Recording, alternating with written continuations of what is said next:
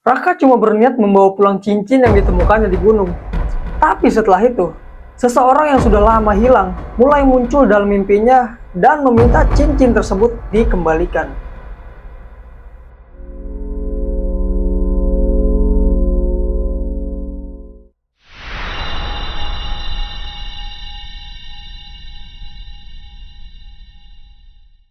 Pendakian itu dilakukan oleh 4 orang teman. Ya, kita sebut aja namanya, ada si Raka, ada si Dimas, si Fajar, dan juga ada si Ardi nih. Si Raka ini yang mengajak mereka mendaki kali ini. Dia juga yang mengatur waktu keberangkatan dan memastikan rencana mereka sudah disiapkan. Si Dimas orangnya paling teliti soal perlengkapan. Sebelum berangkat, dia memeriksa isi carrier satu persatu. Sedangkan si Fajar orangnya lebih santai. Dia suka bercanda, tapi kalau sudah di perjalanan, tetap bisa diajak kerjasama. Sedangkan si Ardi orangnya lebih pendiam. Dia nggak banyak ngomong dan biasanya lebih sering memperhatikan keadaan di sekitar. Mereka berangkat nih sekitar jam 5 pagi. Setelah perjalanan beberapa jam, mereka akhirnya tiba di base camp sekitar jam 8 pagi. Setelah kendaraan diparkir, mereka menurunkan carrier dan memeriksa kembali perlengkapan. Si Dimas memastikan air dan makanan, si Raka memeriksa perlengkapan masak nih. Si Fajar memasukkan kopi dan beberapa makanan ringan ke dalam tas. Sedangkan si Ardi mengecek baterai senter. Setelah semuanya siap, akhirnya mereka menuju ke pos registrasi. Si Raka mengisi data untuk 4 orang. Ya, petugas mencatat jumlah anggota nih dan menanyakan nomor yang bisa dihubungi dan rencana mereka untuk bermalam 1 malam. Akhirnya setelah registrasi selesai, mereka membeli beberapa makanan tambahan dan minuman di warung sekitar base camp. Nggak ada pembicaraan aneh dan nggak ada peringatan khusus juga. Akhirnya setelah semuanya siap nih, mereka mulai berjalan sekitar jam 9 pagi. Perjalanan menuju pos 1 itu masih terbilang cukup ramai. Mereka beberapa kali berpapasan dengan pendaki lain. Posisinya itu si Raka berjalan paling depan, diikuti di belakangnya ada si Dimas, dan si Fajar, dan si Ardi paling belakang. Singkat cerita, sekitar 1 jam kemudian, akhirnya mereka sampai nih di pos 1. Mereka berhenti sebentar untuk minum, dan ya kayak ngobrol-ngobrol biasa gitu. Si Fajar membuka makanan ringan, sambil ngebuka obrolan. Masih jauh? Masih. Mereka akhirnya di situ nggak terlalu lama nih buat berhenti. Sekitar 15 menit, mereka akhirnya kembali berjalan menuju pos 2. Nah, menuju ke pos 2 ini tanjakannya mulai kerasa lebih berat nih. Si Fajar yang sebelumnya banyak bicara, sekarang mulai lebih sering diam. Sesekali mereka berhenti sebentar untuk mengatur nafas. Menjelang siang, akhirnya mereka sampai di pos 2. Kali ini mereka memutuskan untuk makan. Si Fajar inisiatif bikin kopi gitu kan, menggunakan air yang udah dibawa dari bawah. Setelah selesai makan, mereka akhirnya kembali berjalan nih. Dari pos 2 menuju ke pos 3. Suasananya mulai lebih sepi. Pendaki yang berpapasan pun semakin sedikit. Si Raka tetap berjalan paling depan. Si Ardi beberapa kali melihat keadaan sekitar, tapi gak ngomong apa-apa. Singkat cerita, sekitar 1 jam kemudian akhirnya mereka tiba di pos 3. Mereka berhenti sebentar. Si Dimas memeriksa persediaan air. Ya, masih cukup gitu. Setelah itu mereka akhirnya melanjutkan perjalanannya menuju ke pos 4. Tanjakannya makin kerasa nih. Kecepatan mereka mulai berkurang. Si Raka beberapa kali berhenti untuk menunggu 3 temannya. Menjelang sore, akhirnya mereka tiba di pos 4 nih. Di situ ada beberapa pendaki lain yang lagi istirahat juga. Mereka pun ikut berhenti. Setelah cukup istirahatnya nih, akhirnya mereka langsung melanjutkan perjalanan menuju ke pos 5. Suasana mulai makin sepi. Hari juga mulai sore. Cahaya matahari perlahan mulai ketutup gitu. Sekitar kurang lebih 3 jam kemudian akhirnya mereka tiba di pos 5. Mereka cuma berhenti sebentar untuk minum. Si Raka melihat jam sambil ngomong, kalau lanjut terus, sebentar lagi kita sampai camp. Mereka akhirnya kemudian melanjutkan perjalanan nih. Gak lama kemudian, dari kejauhan mulai kelihatan beberapa tenda. Menjelang sore, akhirnya mereka tiba nih di area camp. Beberapa tenda udah berdiri. Ada pendaki yang lagi masak, ada juga yang lagi duduk-duduk di depan sambil ngobrol gitu kan. Akhirnya mereka mencari spot untuk mendirikan tenda gitu. Si Raka dan si Dimas di situ langsung inisiatif nyari spot yang rata buat ngedirin tenda. Si Fajar nyiapin kompor nih, si Ardi ngambil air. Setelah semuanya selesai, mereka masak dan makan malam. Suasana malam itu normal. Mereka makan, minum kopi, ngobrol sampai cukup malam.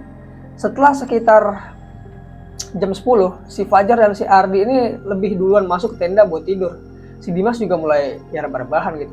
Si Raka masih belum ngantuk. Sekitar jam 2 dini hari, si Raka akhirnya merasa ingin kayak buang air kecil gitu. Dia ngambil senter. Nah sebelum keluar, si Raka sempat ngebangunin si Dimas nih. Dim, gua keluar bentar. Si Dimas yang masih setengah sadar cuma ngangguk gitu kan. Ya gitu. Si Raka kemudian keluar dari tenda dan berjalan beberapa meter dari area camp. Setelah selesai, dia kembali nih menuju tenda gitu kan. Saat berjalan ke arah tenda, sorot senter ini nggak sengaja mengarah ke tanah di dekat sebuah pohon. Ada benda kecil yang memantulkan cahaya. Si Raka akhirnya nyentrin gitu kan ke benda itu. Benda yang tergeletak di antara tanah dan beberapa daun kering. Si Raka jongkok nih. Ternyata pas dideketin, cincin. Warnanya perak. Di bagian tengahnya terdapat kayak ada batu hitam kecil gitu. Si Raka yang mengambilnya gitu dan ngebersihin tanah yang menempel. Dia nggak tahu nih punya siapa. Dia juga nggak menganggap benda tersebut aneh. Si Raka cuma berpikir mungkin ada pendaki yang kehilangan cincin. Ya akhirnya dia kembali ke tenda. Si Dimas juga ternyata ya kayak kebangun gitu karena dibangunin tadi gitu. Sambil nanya, dapat apa lu? Cincin. Tadi nemu dekat pohon. Ya orang mungkin ya. Ya mungkin gitu. Besok kasih aja ke petugas. Ya akhirnya si Raka ngangguk mengiyakan gitu kan. Dia kemudian memasukkan cincin tersebut ke kantong kecil di bagian depan carrier. Setelah itu mereka lanjut tidur nih. Nggak ada suara aneh, nggak ada penampakan, dan nggak ada kejadian apapun malam itu. Singkat cerita, pagi harinya matahari mulai naik nih. Mereka bangun dan mulai membereskan perlengkapan. Si Fajar memasukkan sleeping bag, si Ardi mulai melipat perlengkapan tenda, si Dimas membereskan peralatan masak, si Raka membuka carrier untuk mengambil beberapa barang. Sambil kayak nyari-nyari, tangannya masuk ke kantong depan tempat cincin disimpan nih. Ternyata pas udah dikocek-kocek gitu, kosong. Si Raka kira ngecek lagi kan, tetep nggak ada. Si Dimas yang ngeliat nih, nanya gitu kan. Wah nyari apa lu kak? Cincin yang semalam. Cincin? Si Fajar yang lagi ngeberesin barang, ikut ngedenger nih, sambil nanya dia. Cincin apaan? Di situ si Raka baru sadar kan, kalau si Fajar dan si Ardi emang belum tahu nih. Akhirnya dia nyeritain kan, semalam gue nemu cincin di dekat pohon. Lu nemu cincin? Iya. Terus sekarang mana? Hilang. Iya, padahal gue simpen di kantong depan tas. Bentuknya gimana? Ya warnanya perak, ada batu hitam di tengahnya. Coba cari dulu. Akhirnya si Fajar dan si Ardi ikut ngebantu nih setelah mengetahui ceritanya. Mereka memeriksa sekitar tenda. Tapi emang nggak ada gitu. Akhirnya si Raka menunjuk ke arah pohon sambil ngomong, gue nemunya di sekitar situ tuh. Akhirnya si Ardi berjalan ke arah pohon itu kan yang ditunjuk si Raka. Si Fajar memeriksa tanah di sekitaran tenda. Si Dimas kembali ngebuka semua bagian carrier. Nah beberapa menit kemudian si Fajar manggil nih, Raka. Ya si Raka dipanggil gitu noleh kan. Fajar menunjuk ke tanah beberapa meter dari tenda. Di sana ada sebuah benda kecil berwarna perak. Si Raka ngedeket kan. Ternyata bener ada cincin itu. Si Raka pun yang ngambil gitu.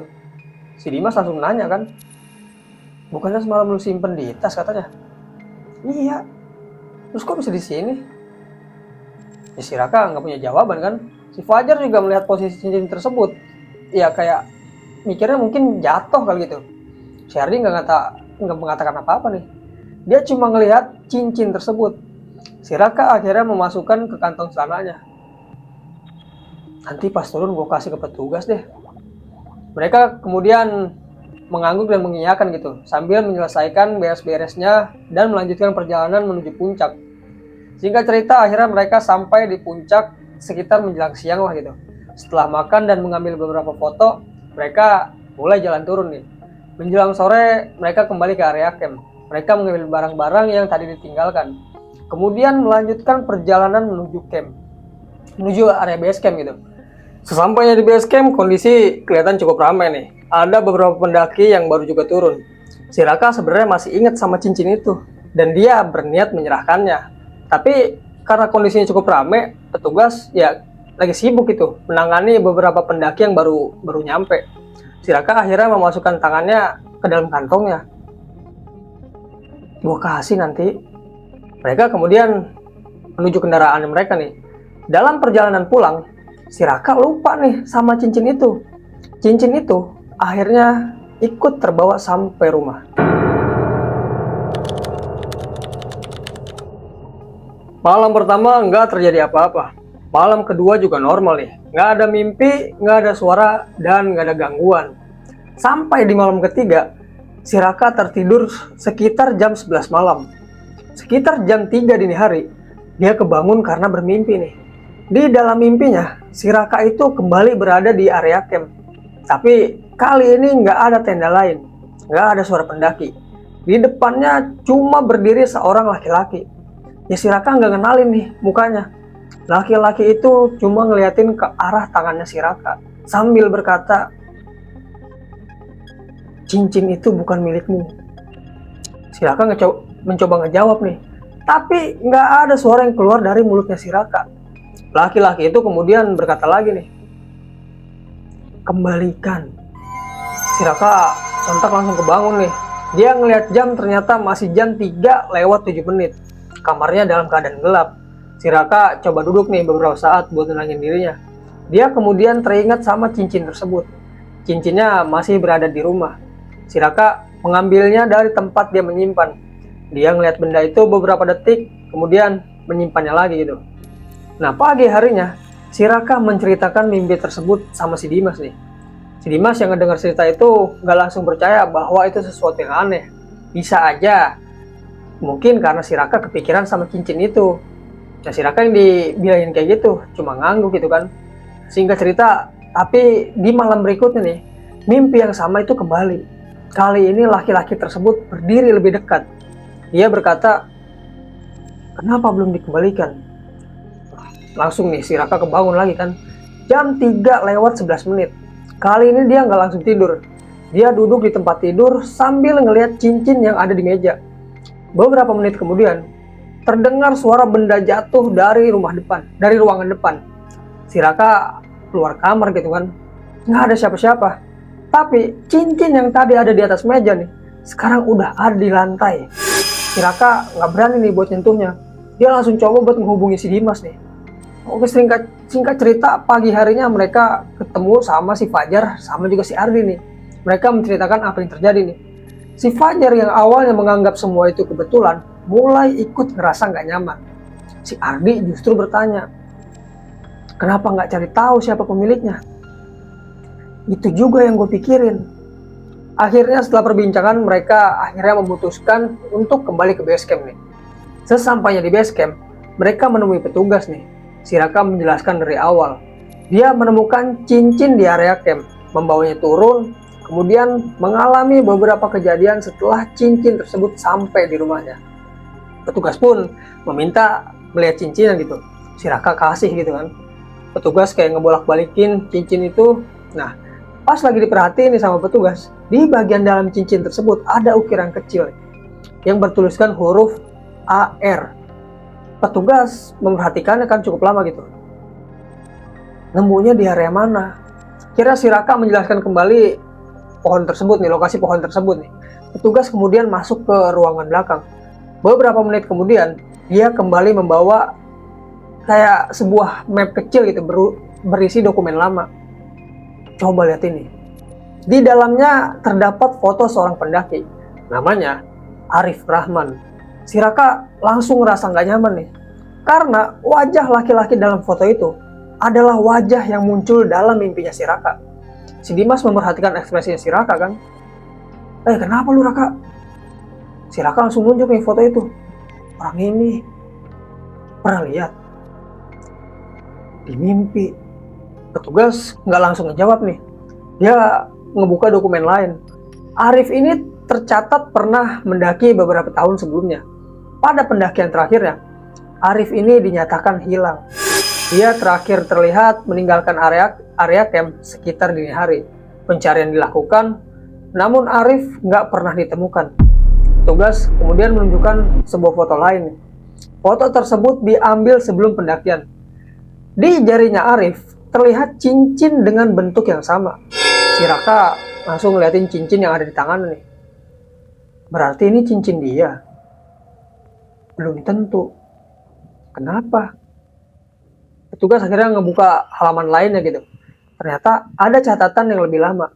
Beberapa tahun sebelum Arif hilang, pernah ada pendaki yang menemukan cincin dengan ciri serupa. Orang tersebut membawanya pulang juga nih. Beberapa hari kemudian, dia kembali ke base camp dan menyerahkan cincin tersebut. Setelah itu cincin tersebut kembali ditemukan di gunung petugas. Akhirnya petugas mengatakan nih, jadi Arif kemungkinan bukan pemilik pertama. Berarti dia juga nemu. Bisa jadi. Terus, kenapa cincin yang sekarang ditemukan Raka sama dengan yang dipakai Arif? Petugas akhirnya ngelihat nih cincin tersebut sambil ngomong, itu yang sampai sekarang nggak pernah bisa kami jelaskan. Petugas kemudian menunjukkan catatan paling lama yang mereka punya. Di sana tercatat nama seorang pendaki yang menemukan cincin tersebut bertahun-tahun sebelum Arif. Namanya nggak begitu jelas karena catatannya udah lama nih. Tapi ada satu keterangan yang ngebikin mereka semua terdiam. Pendaki tersebut mengatakan bahwa setelah membawa cincin pulang, dia mengalami mimpi yang berulang gitu. Dalam mimpinya, ada seseorang yang meminta cincin tersebut dikembalikan. Persis seperti yang dialami sama si Raka nih. Si Dimas coba bertanya kan, terus orang itu gimana? Ya petugas langsung ngebuka halaman berikutnya nih. Nggak ada catatan tentang kematian gitu. Nggak ada laporan yang hilang juga. Hanya ada satu keterangan. Cincin tersebut dikembalikan ke lokasi tempat pertama kali ditemukan. Si Raka kemudian bertanya nih, kalau memang sudah dikembalikan, kok bisa ditemukan lagi? Itu yang nggak ada jawabannya. Akhirnya mereka terdiam kan. Karena sekarang mereka mulai melihat polanya, cincin itu pernah ditemukan nih, dibawa pulang terus dikembalikan, kemudian ditemukan lagi, dan orang terakhir yang tercatat memakainya adalah Arif. Sebelum akhirnya Arif menghilang, si Raka akhirnya memutuskan mengembalikan cincin tersebut gitu kan. Beberapa hari kemudian mereka berempat akhirnya kembali mendaki nih buat ngebalikin cincin tersebut. Mereka ngelewatin base camp, pos 1, pos 2, pos 3, sampai pos 4 gitu. Sampai akhirnya mereka kembali ke area camp. Si Raka membawa cincin tersebut nih. Mereka berjalan menuju pohon tempat cincin itu pertama kali ditemukan. Si Raka kemudian langsung meletakkan cincin itu di tanah nih, tempat persis dia nemuinnya. Mereka nggak langsung pergi. Mereka menunggu beberapa saat. Tapi nggak ada apa-apa, nggak ada suara, dan nggak ada kejadian aneh. Akhirnya si Dimas berkata nih, udah kita turun yuk. Mereka kemudian meninggalkan tempat tersebut nih. Perjalanan turun pun ya normal gitu, nggak ada gangguan, nggak ada apa-apa gitu. Sesampainya di base camp, mereka akhirnya langsung pulang nih. Malam itu si Raka tidur lagi gitu. Dan untuk pertama kalinya setelah beberapa hari, dia nggak bermimpi apapun. Hari berikutnya juga normal. Seminggu berlalu, gangguan benar-benar berhenti. Si Raka mulai menganggap semuanya sudah selesai nih. Sampai sekitar 2 bulan kemudian, si Dimas mengirim sebuah foto ke grup mereka. Kak, coba lihat ini. Foto tersebut adalah unggahan seorang pendaki. Di dalam foto terlihat sebuah cincin berwarna perak dengan batu hitam. Captionnya sederhana. Nemunya di area camp. Ada yang kehilangan. Si Raka langsung terdiam nih. Dia ngelihat tanggal unggahannya. Foto itu baru diambil beberapa hari sebelumnya. si Dimas kemudian mengirimkan pesan gitu kan. Gue udah nanya sama orangnya. Terus katanya dia bawa pulang. Nggak ada lagi kan di situ yang ngebalas. Malamnya si Raka kembali menerima pesan dari nomor nggak dikenal nih. Mas, boleh tanya, cincin yang saya temukan ini sebenarnya punya siapa? Si Raka nggak ngejawab kan. Sampai pesan berikutnya masuk nih. Sejak saya bawa pulang, saya selalu mimpi ketemu orang yang sama. Si Raka lagi-lagi terdiam nih. Sampai ada pesan. Dia bilang cincin itu harus dikembalikan. Si Raka membaca pesan itu berkali-kali. Kemudian akhirnya dia balas nih. Jangan dibawa pulang. Kembalikan ke tempat kamu menemukannya. Pesan itu dibaca, tapi nggak dibalas nih. Beberapa jam kemudian, orang tersebut mengirimkan sebuah foto. Foto seorang laki-laki berdiri di dekat tenda. Si Raka coba ngezoom gitu kan, memperbesar foto itu. Wajahnya membuat si Raka ini langsung mengenali. Bener, itu tuh si Arif. Tapi ada sesuatu yang berbeda. Arif terlihat sedang memandang ke arah belakang fotografernya nih, si yang tukang foto. Si Raka memperbesar bagian tersebut. Di sana terlihat seorang berdiri cukup jauh. Wajahnya ya nggak kelihatan jelas gitu. Kira si Raka mengirim foto itu ke si Dimas. Lu lihat dah. Lihat. Menurut lu siapa? Dimas nggak ngejawab kan. Beberapa menit kemudian, pesan baru masuk dari orang yang mengirim foto tadi. Mas, saya baru sadar sesuatu. Si Raka langsung ngebuka gitu pesan tersebut. Orang yang saya lihat di mimpi bukan orang yang ada di foto. Si Raka langsung diem kan pas ngebaca pesan itu. Sampai pesan berikutnya masuk nih. Berarti selama ini kita salah mengira. Kemudian pesan terakhir, mungkin Arif juga bukan orang yang meminta cincin itu dikembalikan. Setelah pesan tersebut dikirim, nomor itu udah nih nggak pernah ngehubungin lagi gitu. Akun media sosialnya juga menghilang, nggak ada kabar. Si Raka nggak pernah tahu apa yang terjadi kepada orang tersebut. Tapi sejak saat itu, ada sesuatu yang terus mengganggu pikirannya. Kalau Arif bukan sosok yang meminta cincin itu dikembalikan, terus siapa nih sebenarnya yang muncul di belakangnya? Dan kalau cincin itu memang sudah ditemukan berkali-kali sebelum Arif, siapa orang pertama yang meninggalkannya di gunung? Sampai sekarang nggak ada jawabannya. Yang tersisa cuma satu fakta dari catatan Basecamp. Setiap beberapa tahun, cincin yang sama selalu ditemukan oleh orang yang berbeda. Dan setiap kali seseorang membawanya pulang, cerita tentang orang yang meminta cincin itu dikembalikan selalu dimulai lagi.